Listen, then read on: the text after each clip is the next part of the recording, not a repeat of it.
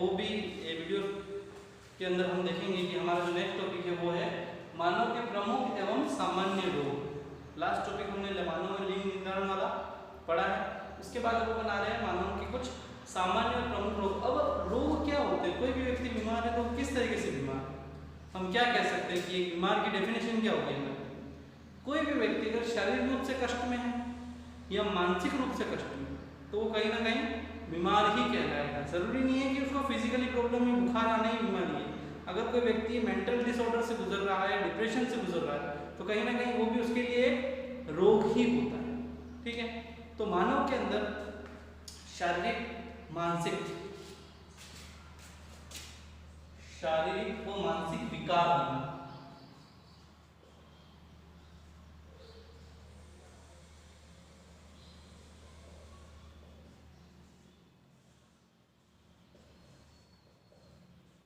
मानव में शारीरिक या मानसिक रूप से विकार होना है, कोई कमी आना है, कोई चीज का डिस्टर्बेंस होना ही क्या कहलाता है, बीमारी होती है, एक रोग कहलाता है।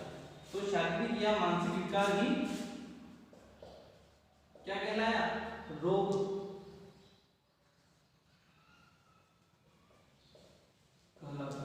ठीक है, अब देख रहे हैं अभी हम बहुत सारे डिसीज के बारे में हम लोग सुनते भी हैं। अभी हाल ही में कोरोना कोविड-19 जो है वो चल रहा है।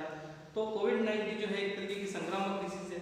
अब लोगों को प्रमुख संक्रमण के आधार पर लोगों को दो भागों में बांटा। कितने भागों में बांटा है हमने, संक्रमण के आधार पर लोगों को दो भागों में बांटा है। पहला जो है वो संक्रामक, एक व्यक्ति से दूसरे व्यक्ति में किसी माध्यम द्वारा या एक जीव से दूसरे जीव में किसी माध्यम द्वारा जो रोग जाते हैं उन्हें अपन कहते हैं संक्रामक रोग। क्या कहा हमने, संक्रामक रोग।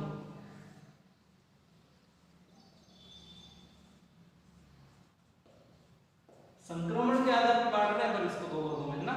बाकी नॉर्मली मैं आपको बताऊंगा जो अलग अलग चीजें हैं किस तरीके से रोग होते हैं वो मैं आपको बताऊंगा। बाकी संक्रमण के आधार पर किसके आधार पर बांटा है अपन ने, संक्रमण के आधार पर।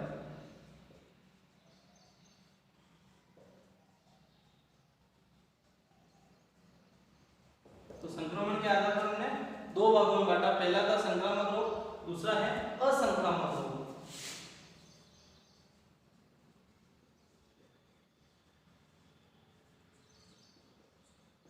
संक्रामक रोग की परिभाषा क्या दी थी हमने कि एक रोग, एक डिसीज अगर एक जीव से दूसरे जीव में किसी माध्यम की सहायता से अगर जा रही है तो वो चीज कहलाएगी संक्रामक रोग। और कोई एक बीमारी है जो एक व्यक्ति के अंदर है लेकिन एक व्यक्ति से दूसरे व्यक्ति में जा नहीं रही है, दूसरे को वो ट्रांसफर नहीं हो रही है, तो वो कहलाएगी असंक्रामक। क्या कहलाएगी, असंक्रामक। देखो सोचने वाली बात है, ये क्या हो रही है, सबके अंदर फैल रही है, ट्रांसफर हो रहा है। ये किसी में भी ट्रांसफर हो रहा है क्या, ये किसी में भी ट्रांसफर नहीं होगा, बिल्कुल भी किसी के अंदर ट्रांसफर, एक जीव से दूसरे जीव के अंदर ये सीधे प्रवेश नहीं कर रहा।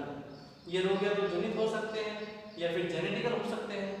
ठीक है ना, जैसे कि अस्थमा देख लो आप, इस तरीके के रोग। और संक्रामक रोग का सबसे अच्छा एग्जांपल कोरोना, कोविड-19 जो डिसीज है। अब कोविड-19 के बारे में भी आप जानते हो कि कोविड-19 जो है उसके बारे में एक थोड़ा टॉपिक सेट करके भी बता देता हूं मैं। कोविड-19 को कोविड-19 क्यों कहा, कोविड कहने का रीजन क्या था, इसके अंदर CO का मतलब था कोरोना वायरस और D का था डिसीज। ठीक है, तो कोरोना वायरस डिसीज। और 90 का क्या रोल है, तो ये पैदा हुआ कब, 2019 में, इसलिए इसको कोविड-19 कहा। क्या कहा हमने, कोविड-19। ये क्या है, एक संक्रामक डिसीज है जो किससे होती है, तो कोरोना वायरस के कारण होती है। इसके वायरस का नाम क्या है, तो कोरोना। ठीक है, इसी तरीके से जो अदर संक्रामक डिसीज है उनके बारे में बता देता हूं आपको। जैसे कि मलेरिया देख लो आप, ठीक है, उसके बाद मलेरिया के बाद आप देख लो स्वाइन फ्लू देख सकते हो आप, स्वाइन फ्लू। ठीक है ना, तो ये डिसीज जो कहलाएगी वो क्या कहलाएगी, संक्रामक। असंक्रामक चीजें क्या है, असंक्रामक के एग्जांपल क्या है, तो वो भी आपको देख लेते हैं। असंक्रामक किसी व्यक्ति को कैंसर हो गया, कैंसर किसी के अंदर फैलेगा क्या, जब तक ब्लड कैंसर है और ब्लड किसी और को नहीं चढ़ाते तो वो कैंसर किसी और के अंदर नहीं फैलने वाला। ठीक है ना, ये क्या हो गया, कैंसर हो गया। उसके बाद अगर किसी को हम बोल रहे हैं कि भाई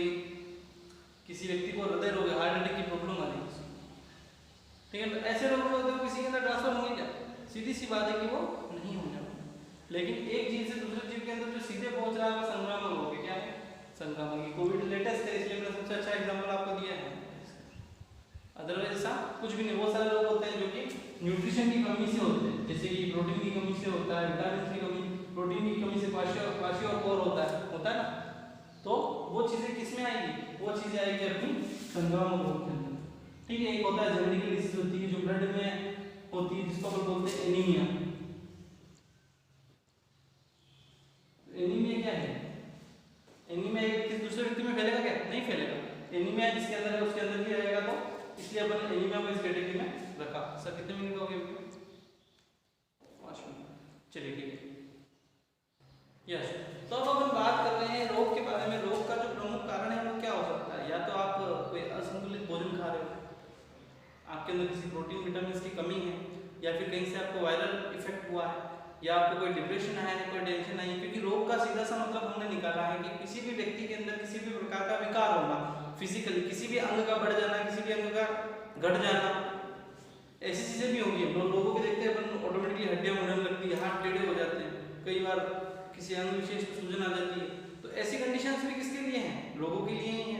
और किसी भी प्रकार की शरीर में शारीरिक विकृति, चाहे वो मानसिक रूप से हो या चाहे शारीरिक रूप से हो, वो क्या कहलाएगी? यहाँ पे रोग कहलाएगी। क्या कहलाएगी? रोग कहलाएगी। ठीक है। अब रोग के प्रमुख कारण क्या हो सकते हैं? कि भैया या तो आपको भोजन जो आपने किया है वो दूषित हो, असंतुलित भोजन आप कर रहे हो, गंदा पानी आपने पी लिया, किसी रोगी व्यक्ति के संपर्क में आप आ गए, किसी जीव ने आपको डस लिया, किसी जीव ने आपको काट लिया, ठीक है ना। या फिर कुछ ऐसी डिसीज होती है जो जेनेटिकली होती है। मतलब जेनेटिक डिसीज का मतलब ये होता है जो आनुवंशिक होती है। जैसे कि हमारे अंदर होते हैं बहुत सारे लक्षण जो हमारे माता पिता से हमें प्राप्त होते हैं, जैसे कि आपका फेस आपके मदर से या फादर से मिलता है। तो वैसे ही कुछ बीमारियां होती है जो अपने पेरेंट्स के अंदर भी होती है, तो वो बीमारियां भी हमारे अंदर आ जाती है। तो रोगों के जनित होने का एक रीजन क्या हो गया? जेनेटिकली भी हो गया। तो अब अपन रीजन काउंट करते हैं, कारण क्या क्या हो सकते हैं रोग के कारण। रोगों के प्रमुख कारण क्या क्या हो सकते हैं उसके बारे में हम अपने को डिस्कस करना है यहाँ पे। तो रोगों के प्रमुख कारण किस तरीके से देखेंगे हम यहाँ पे? तो रोगों का कारण हो सकता है या तो भोजन में असंतुलित भोजन कर लिया आपने, गंदा खाना खा लिया, ठीक है, या फिर किसी वायरल इफेक्ट में आ गया, आप किसी संक्रमण में आ गए, संक्रमण हो गया, ठीक है। संक्रमण के बाद क्या हो सकता है? कोई आनुवंशिकता के कारण हो सकता है आपको बीमारी कोई भी।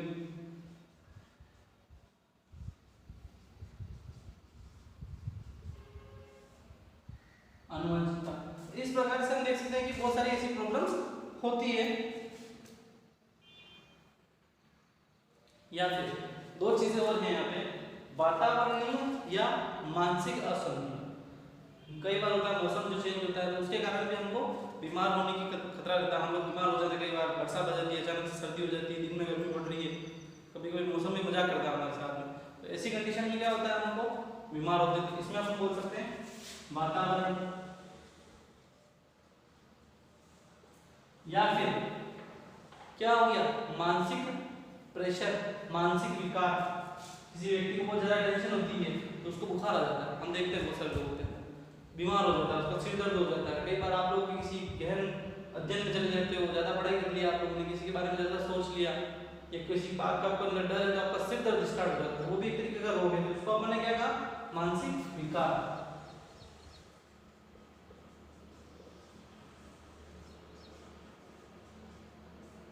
ठीक है दोस्तों, ये चीजें होती है मेन अपने कारण के बारे में अपन यहाँ पे बात करेंगे। इसके बारे में अपन डिटेल में भी जाएंगे आगे, ठीक है। यस, तो दोस्तों हम बात कर रहे हैं कारणों के बारे में। तो मैंने रिटर्न में पहले कर लिया क्योंकि वीडियो पहले बड़ा हो चुका है और ज़्यादा लंबा वीडियो आपको परेशान नहीं करेंगे दिखा के, तो इसलिए रिटर्न वर्क कर लिया गया है। तो कारणों के बारे में बात कर रहे थे हम, क्या कारण हो सकते हैं जिसके कारण एक व्यक्ति बीमार होता है, एक व्यक्ति रोगग्रस्त दिखाई देता है, लगता है। तो उसके कुछ प्रमुख कारण जो है वो मैं यहाँ पे लेके आया हूँ आपके सामने। तो ध्यान से देखेंगे। पहला कारण है अपना संक्रमण। क्या रीजन हो गया? संक्रमण। संक्रमण कैसे होता है? जो जैविक कारक होते हैं, जो वायरस होते हैं जो हमको इफेक्ट करते हैं, जैसे कि विषाणु है, माइकोप्लाज्मा है, जीवाणु है, क्लोमाइडिया है, प्रोटोजोआ है, हेलिमिंथेस है और कवक है। इन सारी चीजों से एक जीव से दूसरे जीव में जो ये चीजें जाएंगी और उसके बाद उसको बीमार करेंगी, तो ऐसे लोगों को अपन बोलते हैं संक्रामक रोग जो कि संक्रमण के कारण होते हैं, ठीक है ना। तो पहला रीजन क्या हो गया यहाँ पे हमारा हो गया संक्रमण, ठीक है।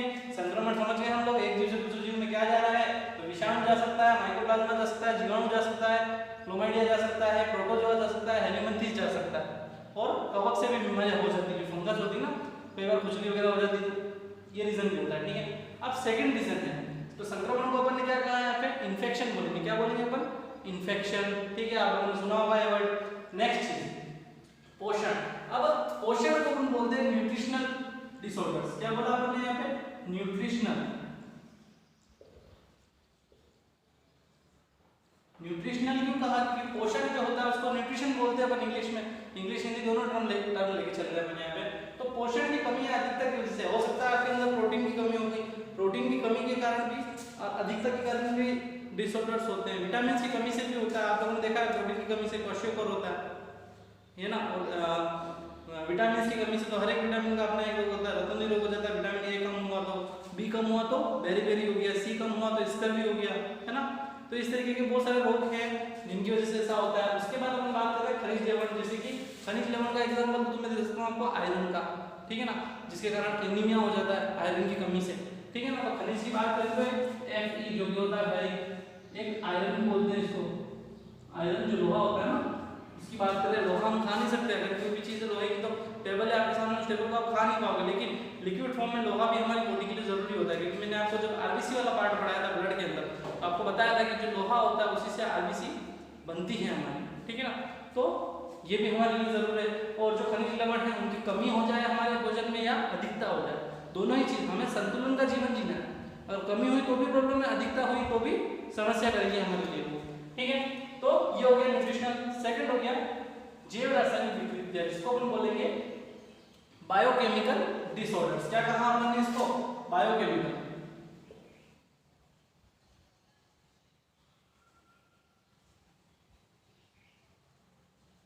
बायोकेमिकल डिसऑर्डर, यानी कि हमारी बॉडी के अंदर कुछ ऐसे रसायन होते हैं जो बहुत ही कम मात्रा में होते हैं, लेकिन हमारी बॉडी को अच्छी तरीके से कंट्रोल करना है, फिर आपातकालीन में या विशेष स्थिति में या कंटिन्यूटी के लिए बोल सकते हैं अपन की काम करने के लिए इनका बहुत ही अहम रोल होता है। जैसे कि मैं बता देता हूँ, जो हार्मोन्स होते हैं, आप लोगों ने सुना है हमारे बॉडी के अंदर हार्मोन्स होते हैं, कौन कौन से हार्मोन्स होते हैं, थायराइड होता है, पिट्यूटरी हार्मोन होता है, सुना है ना आप लोगों ने।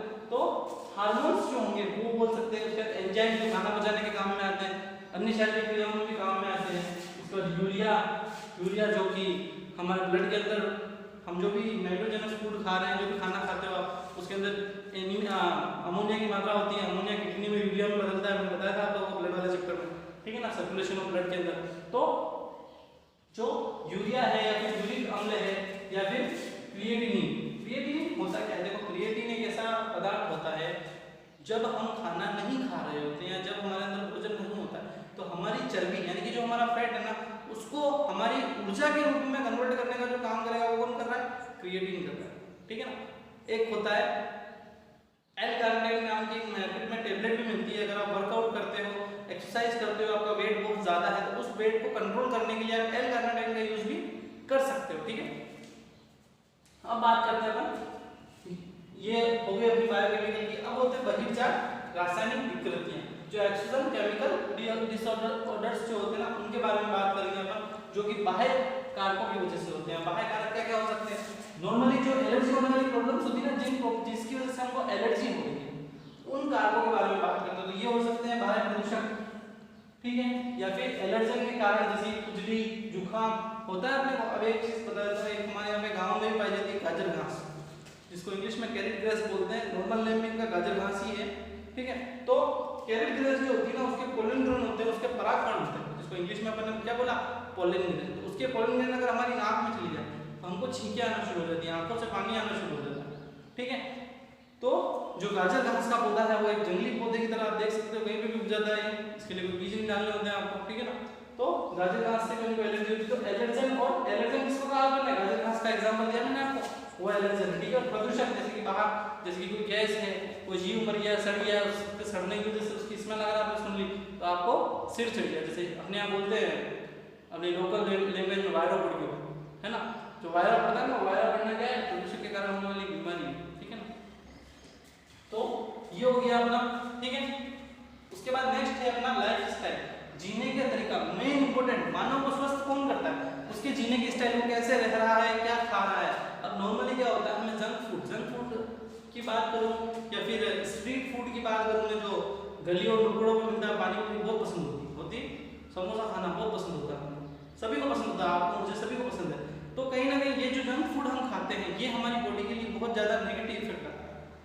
अब मैं ये नहीं कह रहा कि बिल्कुल नहीं खाना चाहिए, शौक से खा सकते हो आप, लेकिन जो लोग रेगुलर खा रहे होते हैं उनके अंदर ओबेसिटी की प्रॉब्लम होती है। जो लोग मुझे पहले से जानते हैं और जिन्होंने मुझे साल 2 साल पहले देखा है, तो वो अच्छी तरीके से बात को जानते हैं कि ओबेसिटी की जो प्रॉब्लम मेरे साथ थी वो शायद किसी के साथ ना हो, ठीक है ना। जो लोग मुझे पहले से जानते हैं उनको ये बात अच्छी तरीके से पता है। 100 kg से अब हुआ करता था वंस अपॉन अ टाइम में भी।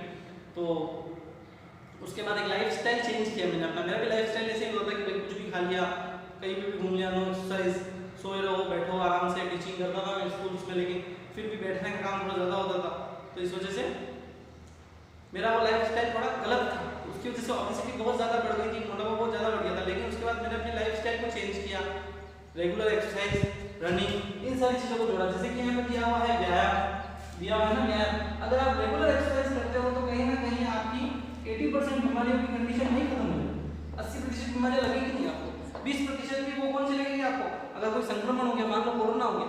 और एक चीज ध्यान रखिएगा, अगर आप एक्सरसाइज कर रहे हैं, व्यायाम कर रहे हैं ना, जरूरी नहीं कि व्यायाम आप जिम में जाके कर रहे हो, आप रनिंग करो, कुछ नहीं होगा, ठीक है ना। तो वो भी आपकी लाइफ स्टाइल को सुधारेगा और आपकी इम्यूनिटी को ऑटोमेटिकली स्ट्रॉन्ग कर देगा। इतना स्ट्रॉन्ग आपकी इम्यूनिटी हो ही जाएगी कि कहीं ना कहीं आप छोटी मोटी बीमारियों से लड़ सको, जैसे कि कोरोना वायरस है, बहुत भयंकर चल रहा है। नॉर्मली जिस व्यक्ति की इम्यूनिटी स्ट्रॉन्ग है उसको वायरस लग ही नहीं रहा। उसका रीजन ये है कि वो व्यक्ति जिम जा रहा है, एक्सरसाइज कर रहा है, वर्कआउट कर रहा है, कहीं ना कहीं अपने लिए उसने समय निकाला है, अपनी इम्यूनिटी को, अपनी बॉडी को उसने स्ट्रॉन्ग किया है, तो उसके ऊपर इसका कोई इफेक्ट नहीं पड़ेगा, ऑब्वियस थिंग है, ठीक है ना। तो इस चीज के बारे में हम आगे चर्चा करेंगे। अभी हम बात करते हैं तो व्यायाम ना करना, घर पे बैठे रहना, सो रहना, ये जो गंदी आदतें होती है ना आपकी, वे सबके अंदर होती है। लॉकडाउन के अंदर सबने सबसे ज्यादा यही काम किया, ठीक है ना। अपने आप को आप कांच में देखोगे तो कहीं ना कहीं 2 किलो बड़ा हो पाओगे। तो ये घटना सभी के साथ हुई है नॉर्मली, ठीक है, जिम्स वगैरह भी बंद है। तो नेक्स्ट है शरीर तंत्र संबंधित विकृतियां। मान लो मैं चल के जा रहा हूँ, गिर गया, मेरा पैर टूट गया, तो क्या हो गया, मेरा फिजिकल स्ट्रक्चर है वो तो बिगड़ गया। तो पैर टूटने की वजह से भी बीमारी, तो वो क्या है, एक तरीके पैर टूटा तो एक डिसऑर्डर ही हुआ ना, एक विकृति हुई ना। तो ये चीज भी डिसऑर्डर ही कहलाएगी। कौन सा डिसऑर्डर कहलाती है, कौन सी विकृति कहलाती है? शरीर तंत्र संबंधी विकृतियां, चोट लगना, मोच आना, हड्डी टूटना, सिर टूटना, ठीक है ना। कहीं गिर जाते हो, ब्लड इकट्ठा हो जाता है अंदर, ठीक है ना, ब्रेन हेमरेज हो जाता है, तो इससे यही घटना है। उसके बाद ये विघटनकारी विकृतियां बुढ़ापे के कारण जो नॉर्मली कोई व्यक्ति बूढ़ा हो गया, बूढ़ा होने के बाद सबसे ज्यादा नॉर्मली जेंट्स के अंदर क्या होता है, हार्ट अटैक की बीमारी ज्यादा होती है। उसका अर्थ ना, बूढ़ा व्यक्ति टेंशन बहुत ज्यादा लेता है, ठीक है ना। उसके बाद हृदय रोग हो जाते हैं उनको। और एक होता है ऑर्थराइटिस। ऑर्थराइटिस के बारे में आप लोगों ने सुना नहीं होगा, लेकिन आप लोग जानते हो, जोड़ों का दर्द जिसे कहते हैं। बूढ़े लोग अक्सर घुटने पकड़ के चलते हैं, पता है आप लोगों को। तो घुटनों के अंदर क्या होता है, ग्रीस लगा हुआ रहता है, बोल सकते हैं कि ऐसा पदार्थ लगा हुआ रहता है, वो धीरे धीरे करके कम हो जाता है। तो जिसके कारण घुटने के अंदर वो ग्रीस तो बचा ही नहीं, तो उसके कारण क्या होता है, वो टकराएंगे और वहां पर दर्द उत्पन्न होता है, ठीक है ना। तो जिसको अपन ने बोला ऑर्थराइटिस, जो कि उम्र के कारण होता है और इसका परमानेंट कोई इलाज नहीं है। दर्द हो रहा है, पेन किलर ले सकते हो, लेकिन अभी आप इसका इलाज कर सकते हो। अगर आप अपने लेग का वर्कआउट करते हो या रनिंग करते हो, तो कहीं ना कहीं आने वाले समय में बीमारी आपको नहीं होगी, ठीक है। तो ध्यान रखेंगे, इसका जोड़ों का दर्द आर्थराइटिस कहा जाता है, ठीक है। नेक्स्ट है आनुवंशिक विकृतियां, जो कि अपने माता पिता से अपने को मिलती है, जो जन्मजात होती है, जिसमें अपनी भी कोई गलती नहीं, माता पिता की भी कोई गलती नहीं, ठीक है ना। अब इसको ये नहीं बोल रहा मैं कि आपके माता पिता की वजह से आपके अंदर आई, उनके अंदर भी कहीं ना कहीं से आई है। जैसे कि हमारे अंदर माता पिता का रंग, माता पिता की शक्ल, ऐसी चीजें आ जाती है। तो ऐसी कंडीशन में माता पिता की बीमारियां भी साथ में मिलती है। विरासत में उनका पैसा मिला तो साथ साथ में उनके रोग भी मिले हमें, ठीक है ना। कौन कौन से रोग मिल सकते हैं, तो वर्णांधता, ठीक है, haemophilia, down syndrome, Turner syndrome, sickle cell anaemia, इस तरीके की बीमारियां, जिनके बारे में आगे अब यही चलेगा हमारा संक्रामक रोग की जो सीरीज, जैसे कि ब्लड की अपनी सीरीज चल रही है, जिसके 4 एपिसोड्स आए थे। तो अब इसकी सीरीज चलाएंगे अपन, जिसका लगभग 5 से 10 एपिसोड्स के बीच में इसको खत्म करने की कोशिश करेंगे और बहुत ही अच्छी सीरीज होगी, ठीक है ना। नीट जैसे एग्जाम्स में भी यहाँ से क्वेश्चन आते हैं, कंपटीशन एग्जाम्स में भी आते हैं। हम वही चीजें कवर करके चल रहे हैं जो कि आपके कंपटीशन के लिए भी काम किए, आपके लिए भी काम किए, ठीक है। तो वर्णांधता, haemophilia, down syndrome, Turner syndrome और सिकल सेल एनीमिया जो होता है वो, उसके बारे में हम आगे चर्चा करेंगे। ये सारे लोग क्या है, जेनेटिकली है, आपके पेरेंट्स से आपके अंदर आएंगे, आनुवंशिकता के कारण हमारे अंदर आते हैं, जिसको जेनेटिकल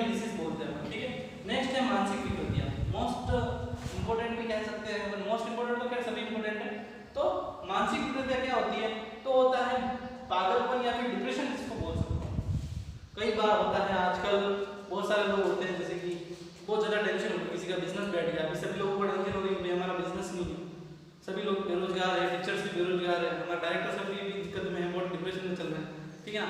तो डिप्रेशन सबके ऊपर है, ठीक है ना। तो ऐसा समय आया है तो कहीं ना कहीं समय तो चेंज हो गई होगा। तो ऐसे डिप्रेशन के कारण इंसान टेंशन में रहता है। बहुत सारे जैसे सुशांत सिंह राजपूत ने डिप्रेशन के कारण सुसाइड कर लिया, तो कहीं ना कहीं वो डिप्रेशन की बीमारी था उसकी, ठीक है ना। जैसे कि अपन बोल सकते हैं कि व्यक्तिगत रूप से सेल्फ डिप्रेशन भी हो सकता है, विघटनकारी परिवर्तन है, जैसे कि मान लो किसी का घर टूट गया, किसी की दुकान बंद हो गई, किसी कोई लड़की छोड़ के चली गई, तो ऐसी कंडीशन में क्या हो सकता है व्यक्तिगत। हम देखते हैं कबीर सिंह मूवी सबने देखी होगी आप लोगों ने, तो नहीं देखी हो देखना, अच्छी मूवी है।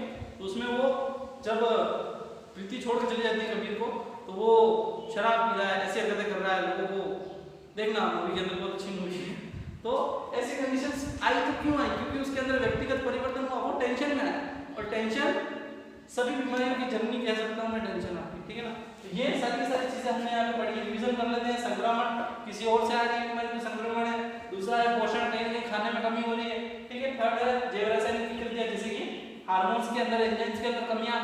फिर है बहिर्जात रासायनिक, जैसे कि प्रदूषक, एलर्जी, गाजर गैस वाला एग्जांपल दिया मैंने आप लोगों को, है ना, खुजली वगैरह होती है जिससे, ठीक है। उसके बाद है लाइफस्टाइल, खाना खा के सो रहे अपन, व्यायाम अपन कर नहीं रहे, सोए मोटे हो रहे, तो वो कंडीशन। फिर आता शरीर तंत्र संबंधी विकृतियां, जैसे कि मोच आना, चोट लगना, घाय गिर गए, चोट लग गई, खरोच आ गई, ठीक है। उसके बाद है अपना विघटनकारी विकृतियां, ठीक है। बुढ़ापे के कारण जो हार्ट की प्रॉब्लम होती है, नॉर्मली लोगों को बीपी शुगर भी हो जाता है उम्र के बाद, 50 की उम्र के बाद, ठीक है ना। आम हो गया सकते, अच्छा ऑर्थोराइटिस से जोड़ों का दर्द है, घुटने के दुखते आप लोगों के, आपके दादाजी के दुखते होंगे, मम्मी पापा के भी दुख रहे होंगे किसी के, ठीक है ना। तो घुटनों का दर्द जो होता है वो। उसके बाद आनुवंशिक विकृतियां, जो अपने माता पिता से विरासत में मिली अपने को, ठीक है। उसके बाद आ गया लास्ट है मानसिक विकृतियां, जिसमें पागलपन, जिसमें भी अपन बात करें कबीर सिंह वाली, तो इंसान इसमें क्या होता है, कबीर सिंह बन जाता है, ठीक है ना। नहीं बनना चाहिए कबीर सिंह, टेंशन नहीं लेनी चाहिए। समय कुछ देर का होता है आपके लिए, बुरा समय, लेकिन जो कदम उठा लेते हैं वो कई बार अपनी लाइफ खराब कर देते हैं, आपकी भी और आपके साथ वालों की। तो इस चीज के इससे बचना चाहिए। मानसिक विकार होता है फिजिकली, ये 8 रीजन से तो आप सुधार कर लोगे, लेकिन ये 9वां रीजन ना बड़ा भयंकर होता है, खासकर यंगस्टर्स के लिए। वो इससे फेस नहीं कर पाते और कहीं ना कहीं गलत कदम उठा बैठते हैं। ये चीज नहीं होनी चाहिए, ठीक है।